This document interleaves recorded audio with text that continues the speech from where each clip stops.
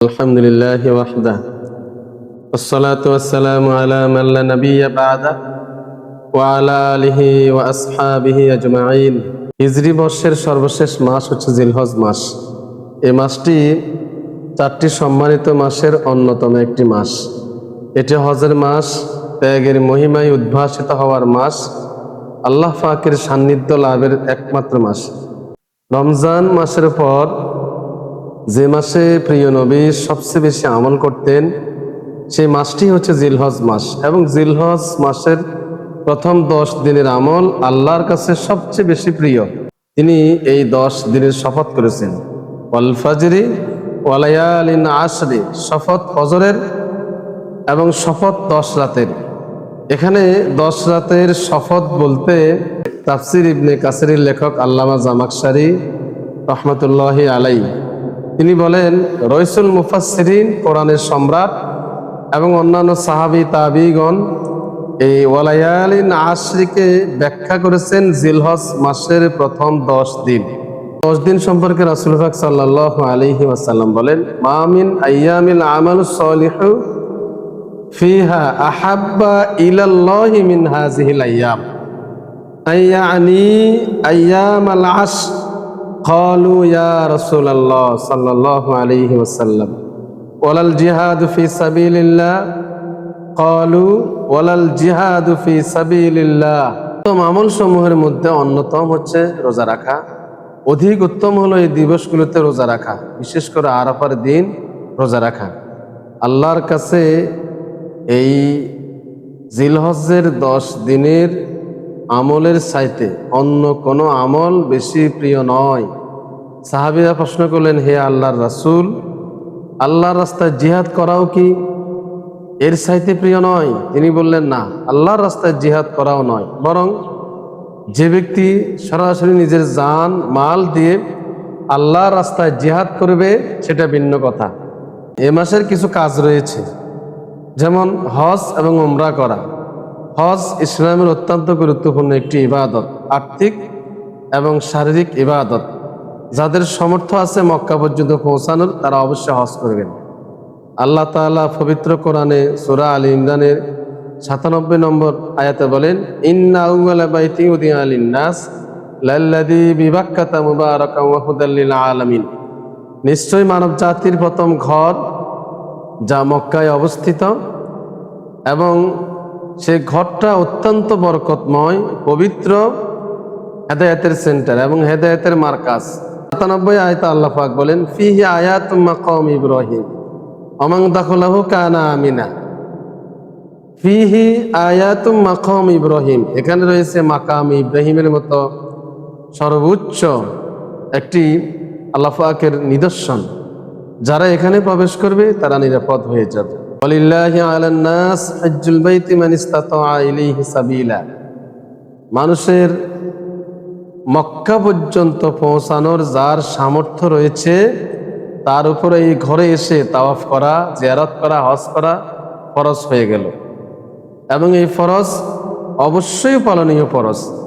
যেমন অন্যত্র সূরা হজের 27 নম্বর আয়াতে বলা হচ্ছে, ওয়াযিন ফিন নাসি বিল হজ্জ ইয়াতুকা রিজালান ওয়া আলা কুল্লি দামিরিন ইয়াতিনা মিন কুল্লি ফাজ্জিন আমিক।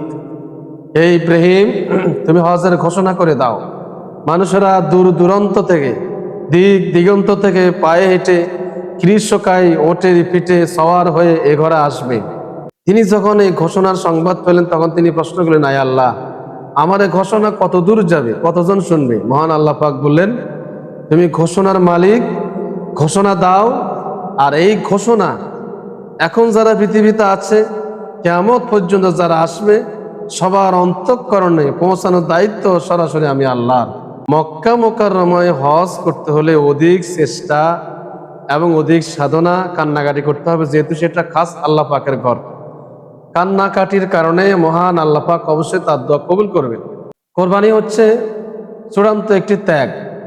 পশু জবাই করে শুধু গোশত খাবো এটাকে কোরবানি বলে না, বরং কোরবানির মাহাত্ম্য, এর তাৎপর্য হচ্ছে পশু জবাইয়ের মাধ্যমে আমরা যেন আমাদের নিজের মনের পশুত্বকে বিলীন করে দিতে পারি।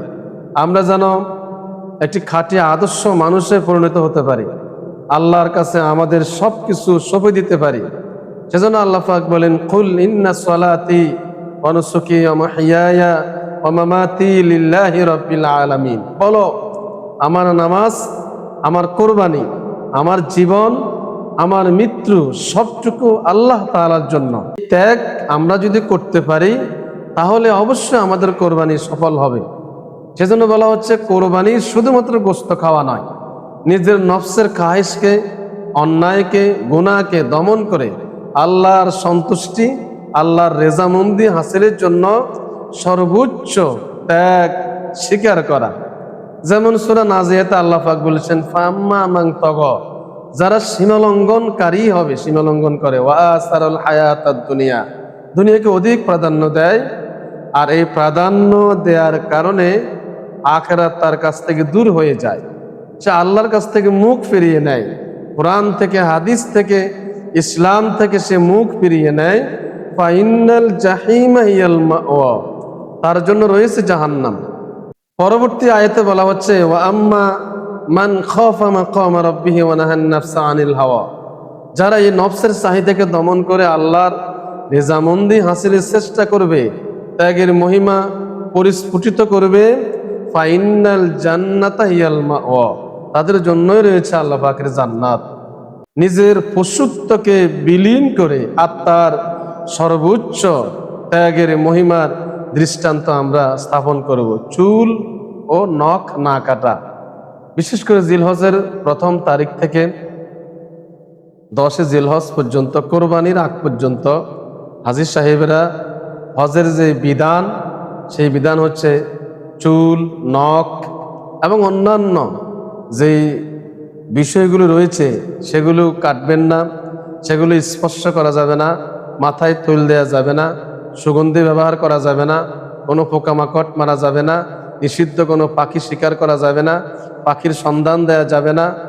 অর্থাৎ ইহরামের অবস্থায় হজের যে নিয়মগুলো, যে নিষিদ্ধ বস্তুগুলো, সবটুকু থেকে তারা বিরত থাকবেন।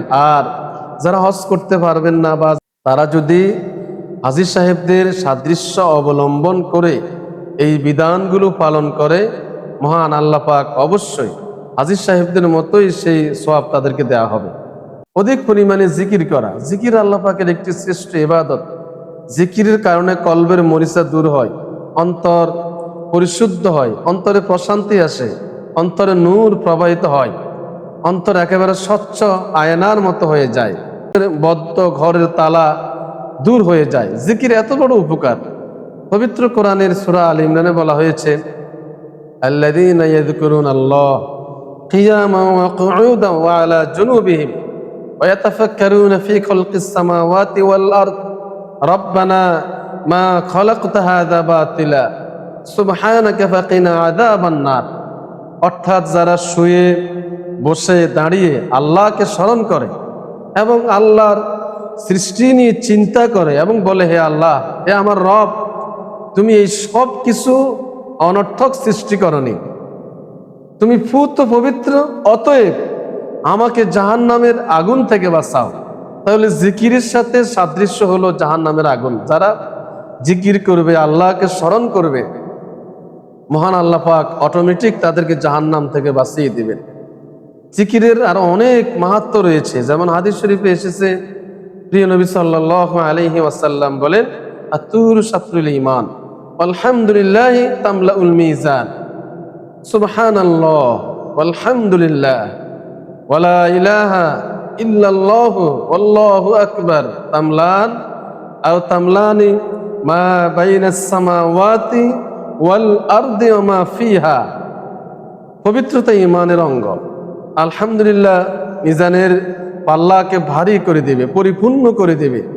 আর যারা সকাল সন্ধ্যায় এই জিকির করবে, তাসবিহ পড়বে, সুবহানাল্লাহ, আলহামদুলিল্লাহ, আল্লাহু আকবার, তাহলে এই জিকির আসমান এবং জমিনের মাঝখানে যে ফাঁকা জায়গা, সেই বিশাল ফাঁকা জায়গাকে সওয়াবে পরিপূর্ণ করে আল্লাহ পাক তার আমলনামায় দিয়ে দিবেন। তাওবা করা, আল্লাহর দিকে ফিরে আসা, তাওবা করলে আল্লাহ পাক খুশি হয়ে যান। আমরা অবশ্যই গুনাহ করি, আমাদের অঙ্গ প্রত্যঙ্গের দ্বারা এমন কোনো সময় নেই যে সময়ে গুনাহ সংগঠিত না হয়। গুনাহ এমন কোনো সময় নেই যে সময় গুনাহ সংঘটিত না হয়। সেজন্য এই সুযোগ তাওবা করে আল্লাহর কাছে ফিরে আসতে হবে, আল্লাহর কাছে কান্নাকাটি করতে হবে যে হে আল্লাহ, তুমি আমার গুনাহগুলো মাফ করে দাও। রব্বানা যালামনা আনফুসানা ওয়া ইল্লাম তাগফির লানা ওয়া তারহামনা লানাকুনান্না মিনাল খাসিরিন। এটা আল্লাহ পাকের শেখানো দোয়া। এ রব, আমি অধিক পরিমাণে জুলুম করেছি আমার নফসের উপরে, নিজের উপরে। তুমি যদি ক্ষমা না করো, তুমি যদি রহম না করো, তুমি যদি রহম না করো, তাহলে আমি ক্ষতিগ্রস্তদের মধ্যে অন্তর্ভুক্ত হয়ে যাব। কত বড় দোয়া! অর্থাৎ তাওবা করে আল্লাহর কাছে ফিরে এসে এই দোয়া যারা পড়বে, আল্লাহ পাক অবশ্যই তাদের দোয়া কবুল করে তাদেরকে ক্ষমা করে দেবেন। এরপরে বেশি বেশি দান সদকা করা।